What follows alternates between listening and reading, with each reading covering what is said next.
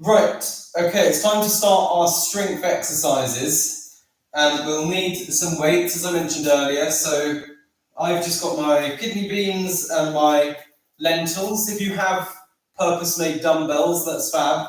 If you don't, you can do the same as me and use some household objects. So we're going to start with a combination here. We're going to do a front raise all the way down and into a side raise. So alternating between those two movements, working the shoulder in two different planes of movement there. So as your arms come in front, you'll feel that a little bit more in the front of your shoulder. And as your arms come to the side, you'll feel that a little bit more in the middle of the shoulder.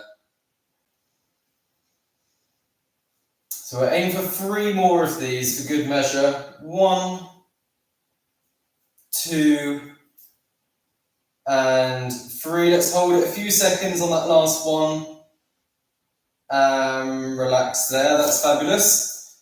Okay, so we're going to bring the elbows in, hands facing upwards, and we're going to do our bicep curls here. I normally bring my knees together just to give me a little bit more room for my arms, so I can get a full extension on the elbow there. And then we're squeezing the bicep muscle at the top of the movement, where our hands are just near our shoulders. And again, we'll go for 3 more for good measure. 1, 2, and 3. Fantastic. Couple of deep breaths. And then we're going to pop these on top of the knees, push down a little bit, add some weight there.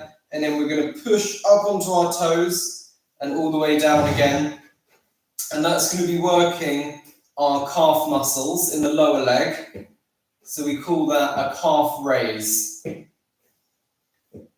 So you can gauge how much resistance you want to add by either leaning your weight forward more or slightly leaning the weight back to create less resistance. So that's completely up to you and how challenging you want to make it. And let's do 5 more of those.